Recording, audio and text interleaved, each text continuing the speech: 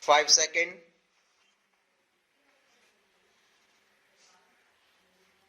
Start. Madam, the bill which has been moved just now has been rightly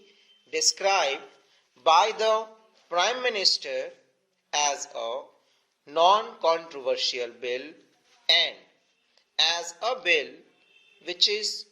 very useful in order to develop the atomic energy in one country. The bill provides for the regulation of radioactive and other prescribed substances which are to be used, which are being handled, which might be produced and which might be imported, so that there may not be any hazards which are incidental to the handling of such substances, and adequate rules are to be made regarding them. As far as these rule-making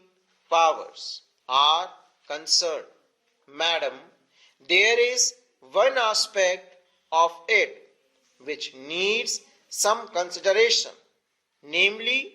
as far as the production of such substances in the country itself is concerned. The establishments in which these substances are going to be produced are to be governed and controlled. As far as the safety measures are concerned and as far as the factory acts are concerned by the central government. As far as this provision is concerned, it is desirable because these are not just ordinary factories, but these are factories that have to deal with certain substances for which special protection is necessary, and perhaps the Atomic Energy Commission is the right authority to determine what type of protection is necessary for that. At the same time, in the rule-making power which the central government has taken, precautions should be taken to see that the safety measures regarding other aspects of the matter as far as the work of the labor in these factories is concerned are also of the same standard, if not of a better standard as those provided for in the Factories Act elsewhere. That is, attention should be concentrated only on the hazards incidental to the handling of these substances, but other amenities to which the workers are entitled in ordinary factories should also be provided for in any rules that might be made under this measure. Along with this precaution, this power is absolutely necessary and therefore I support the same. Secondly, there is the question of acquiring certain materials which might yield useful substances that are necessary for the development of atomic energy. The idea perhaps is to get all these materials within the control of the Atomic Energy Commission, because these substances are very rare and they are to be conserved. This raises the question of research and the facilities for inquiry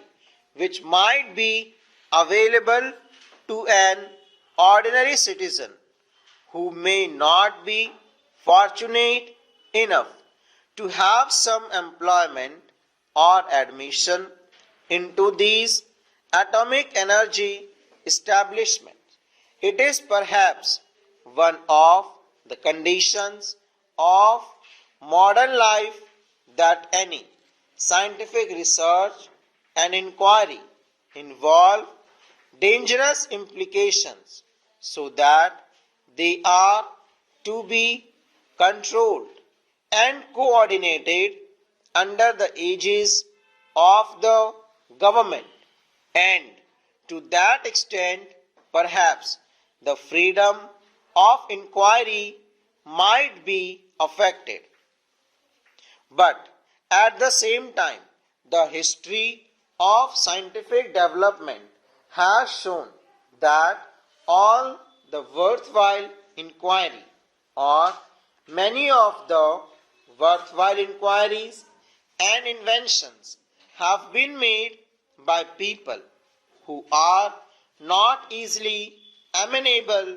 to any coordination or regulation of the type to which the government is normally accustomed, and therefore some scope has to be left for free inquiry by these geniuses in the community also. I do not know how that can be done, but perhaps one way of doing it will be disseminate as much of scientific information is as possible in the community to the largest possible extent, so that at least as far as the paper work is concerned, on one is handicapped. I am just a layman and I am not quite acquainted with the various types of development and that are going on regarding the issue connected with development of atomic energy. But there seem to be some indication that any worthwhile jump that will now come in this particular field is likely to be on the theoretical plane, because as far as the practical aspects are concerned, we have reached a dead end and it is not possible to go beyond that.